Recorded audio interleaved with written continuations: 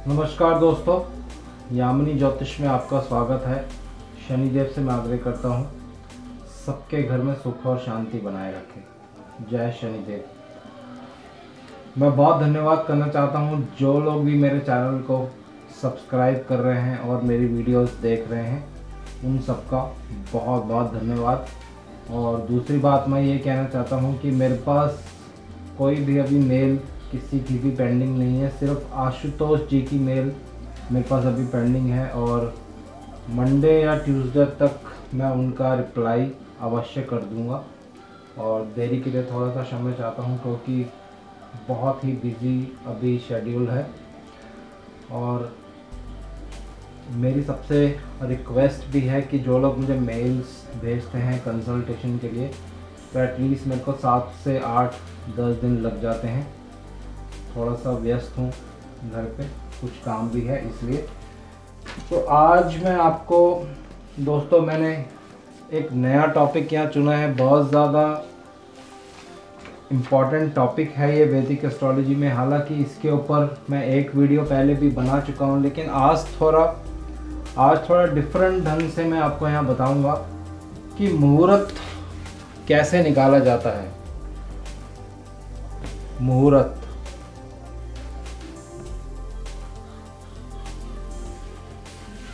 थोड़ा सा मेरे को लगता है स्पेलिंग मिस्टेक।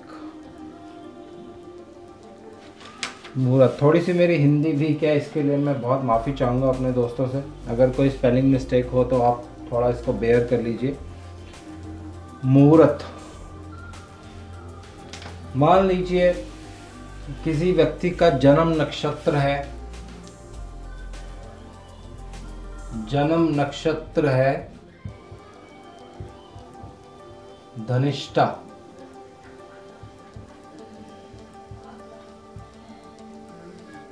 ये किसी भी व्यक्ति का जन्म नक्षत्र है और आपको एक नया कार्य या नया व्यवसाय शुरू करना है, तो कैसे आप अपने आप ही घर बैठकर उसका मुहूर्त निकाल सकते हैं। उसके लिए सिर्फ आपके पास, मैंने लास्ट टाइम भी बताया था कि पंचांग होना बहुत ही आवश्यक है दोस्तों। पंचांग दिवाकर करके एक पंचांग आती है, बहुत ही अच्छी पंचांग है, उसको खरीद सकते हैं। मात्र 110 रुपये के आसपास उसका मूल्य अभी चल रहा है। पंजाब से आती है, बहुत ही इसमें सुंदर और अच्छी बातें बताई गई हैं जो आपके काम आएंगी। और लास्ट टाइम भी मैंने बताया था कि जो लोग एस्ट्रोलॉजी सीख रहे हैं, जिनको एस्ट्रोलॉजी करने का शौक़ है, उनको पंचांग देखनी अवश्य आनी चाहिए। और आप डेली ये हैबिट बनाइए कि 10 से 15-20 मिनट तक आप पंचांग ज़रूर पढ़ें कि आज कौन सा दिन है, चंद्रमा कौन सा नक्षत्र में है आज है, और कौन सी राशि में है चंद्रमा, कौन सा योग आज चल रहा है, आज अगर पंचक है तो कितने बजे तक है। इन सब चीज़ों को आप ज़रूर पढ़िए दोस्तों, बहुत ही इम्पोर्टेंट है पंचांग। तो आज बात कर रहा हूँ मैं मुहूर्त के ऊपर। किसी व्यक्ति को अपना नया कार्य शुरू करना है दोस्तों, और उनका जो जन्म है वो धनिष्ठा नक्षत्र में है। और जिस दिन कार्य शुरू करना है, जिस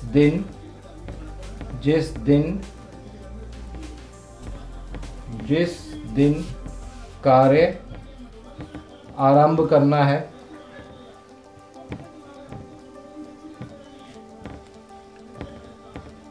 जिस दिन कार्य आरंभ करना है उस दिन मूल नक्षत्र है, मूल नक्षत्र है। तो अब आपको क्या करना है, नक्षत्र का जो एक कॉलम होता है, मैं कोशिश करूंगा कि उसकी एक क्लिप आपको मैं स्क्रीन पर दिखा दूं, फोटो खींच के मैं उसको एडिट कर दूंगा। धनिष्ठा से आपको काउंट करना है मूला तक, धनिष्ठा से मूल नक्षत्र तक आपको काउंट करना है। तो जब आप धनिष्ठा से मूल नक्षत्र तक काउंट करेंगे दोस्तों, तो 24 आएगा, 24 आएगा। धनिष्ठा से मूल नक्षत्र काउंट करने पर 24 आता है। तो आप 24 यहाँ लिख लीजिए, उसको डिवाइड कर दीजिए 9 से। 9 से जब डिवाइड करेंगे तो जो आपके पास रिमाइंडर बचेगा, थोड़ा सा मैं मिक्स रूप से यहाँ इंग्लिश और हिंदी का प्रयोग कर रहा हूँ। रिमाइंडर 6 बचेगा दोस्तों।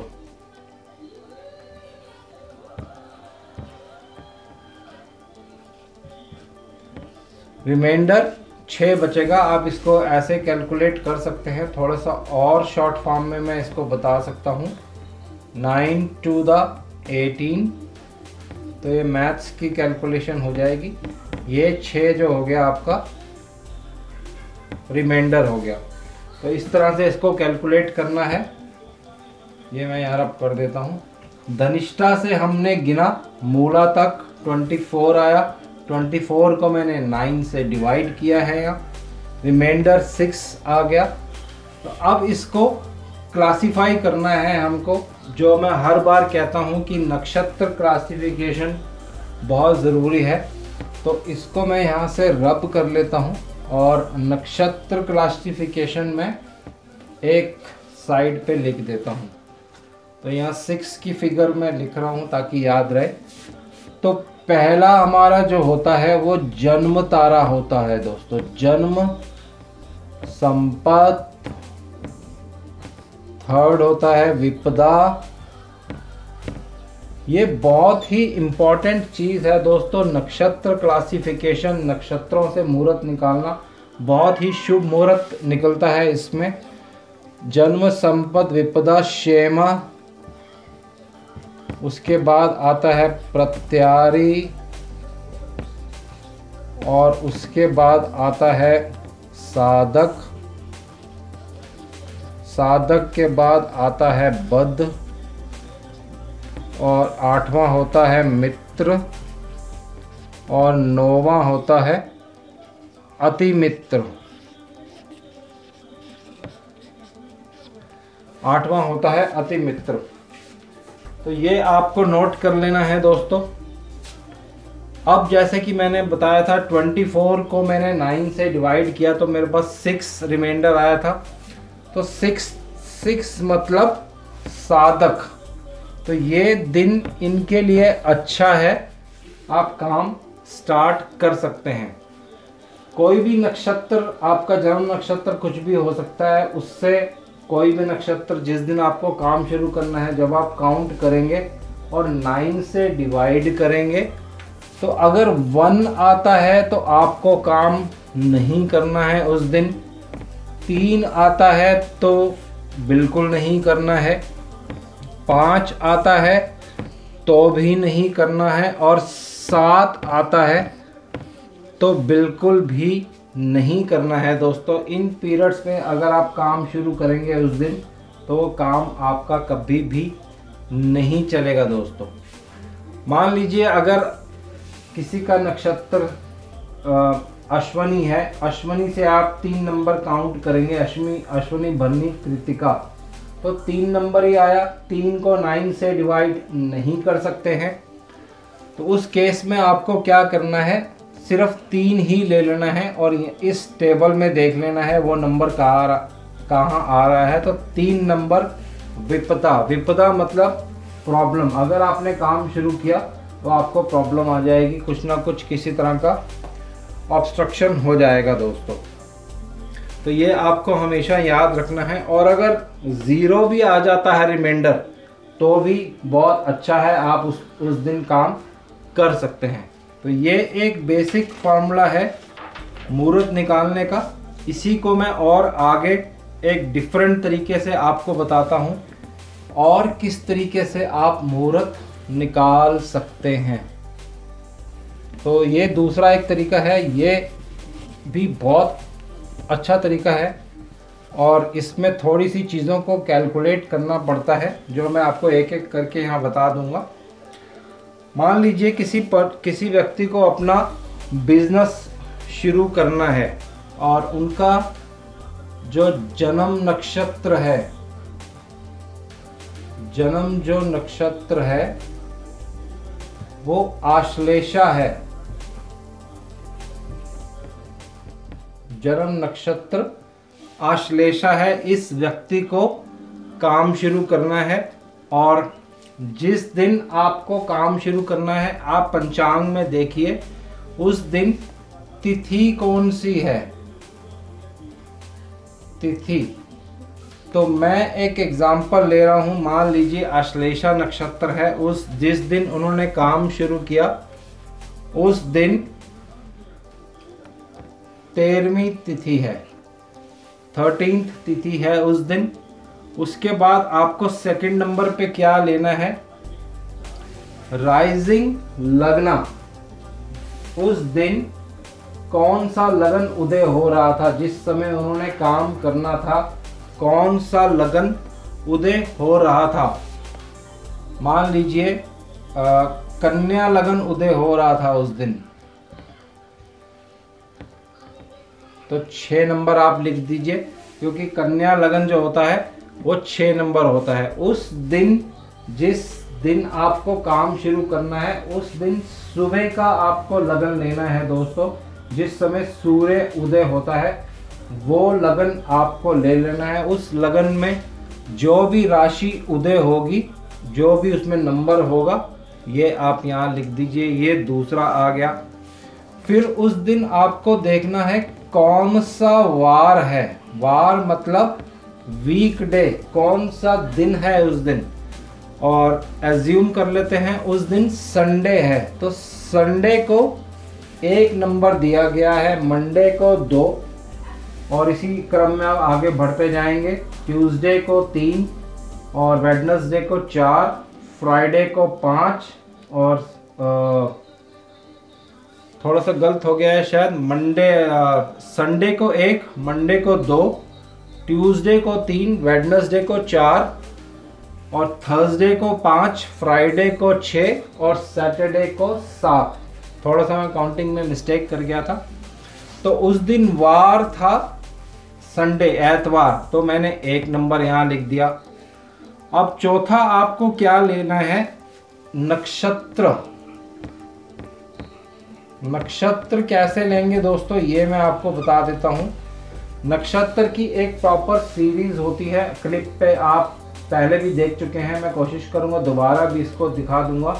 अश्विनी, भरणी, कृतिका, इस तरह से एक सीक्वेंस होती है।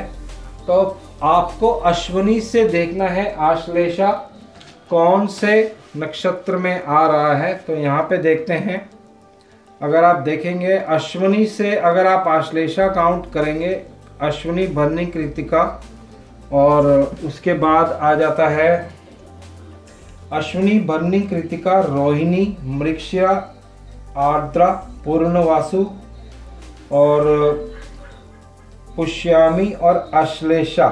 तो ये 9 नंबर पे आ जाता है दोस्तों। 1 2 3 4 5 6 7 8 9।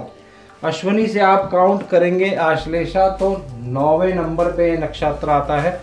तो यहाँ पे आपको 9 लिख देना है और इनको जोड़ देना है।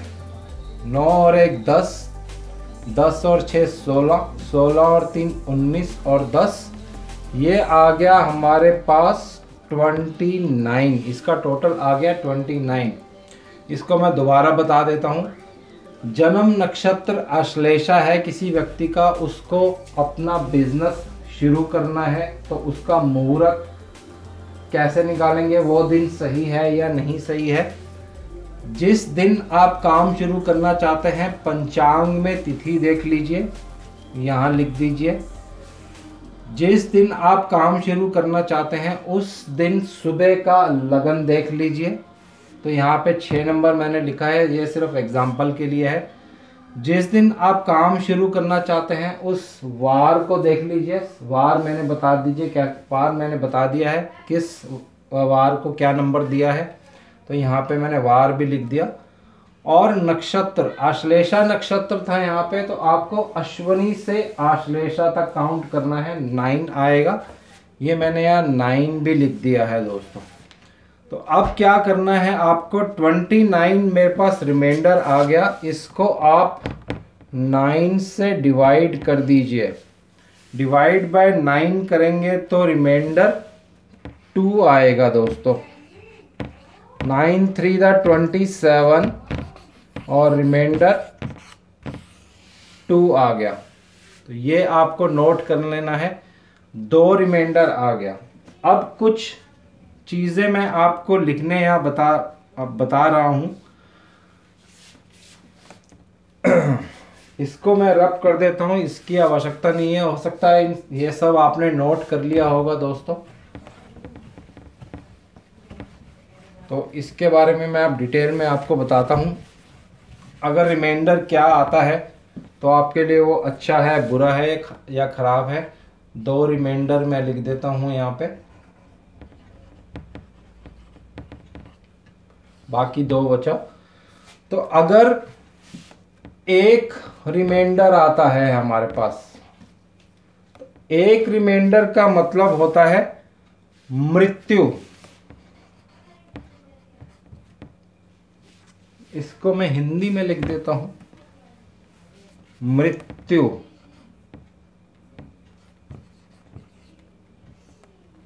मृत्यु, डेंजर जिसको आप कह सकते हैं, कष्ट जिसको आप कह सकते हैं। अगर रिमाइंडर 1 आएगा तो आपको उस दिन काम नहीं करना है। अगर रिमाइंडर 2 आता है, 2 रिमाइंडर आता है, 2 रिमाइंडर आएगा तो ये आग को डोनेट करता है। उस दिन अगर आपने कुछ कार्य किया तो उस आपके बिजनेस में आग लगने की बहुत बहुत संभावना होगी। अगर कोई मकान आपने बना दिया इस पीरियड में तो उस मकान में आग लगने की बहुत ज़्यादा संभावना हो जाती है दोस्तों। अगर रिमाइंडर 4 आता है, अगर रिमाइंडर 4 आता है तो 4 क्या होता है, ये भी एक बहुत बुरा रिजल्ट देता है, जिसको आप कह सकते हैं बुरा रिजल्ट, बुरा।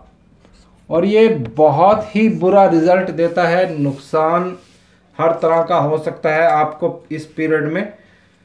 और अगर रिमाइंडर 6 आता है दोस्तों, अगर 6 रिमाइंडर आता है,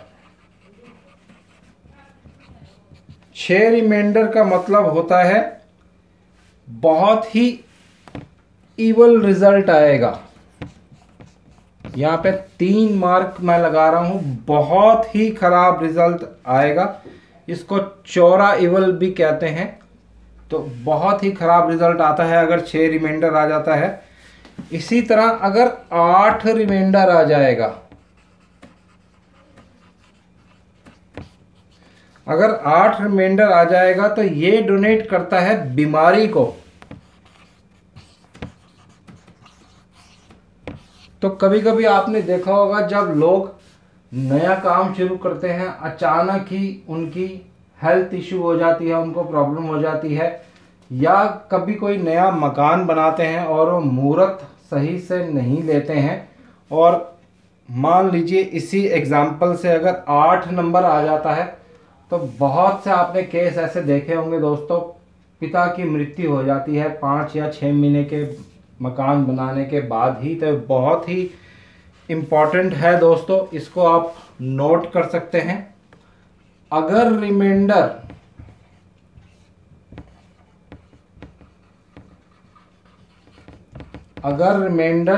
3, 5, 7 और 0 भी आता है तो ये बहुत ही शुभ माना जाता है, शुभ। तो इसको आप निकाल सकते हैं, मुहूर्त अपने आप इसको निकाल सकते हैं, किसी पंडित की हेल्प लेने की आपको ज़रूरत नहीं है दोस्तों।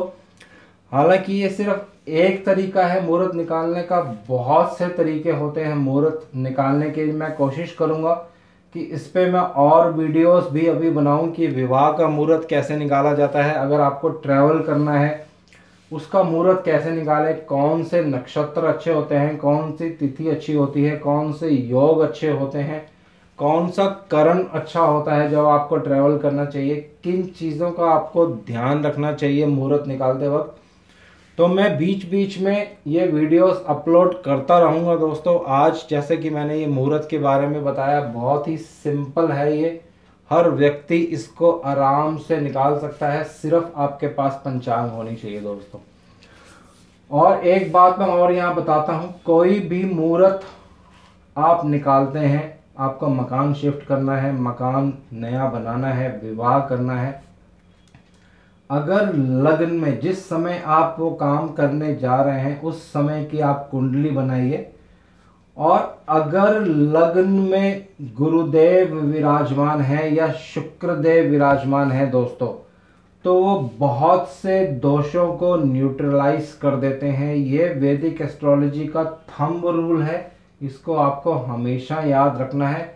लगन में गुरु या लगन में शुक्र बहुत ही शुभ ग्रह माने जाते हैं दोनों। और अगर आप जिस समय मुहूर्त निकालते हैं उस समय लगन में शुक्रदेव आ जाए या गुरुदेव आ जाए या तीसरे घर में मेलेफिक प्लैनेट्स आ जाए, मंगल शनि राहु केतु, या 11th हाउस में भी मेलेफिक प्लैनेट्स हों, सूर्य मंगल केतु राहु शनि। सूर्य और मंगल मेलेफिक नहीं होते, खाली क्रूर होते हैं, लेकिन उनको मेलेफिक की श्रेणी में ही लिया गया है।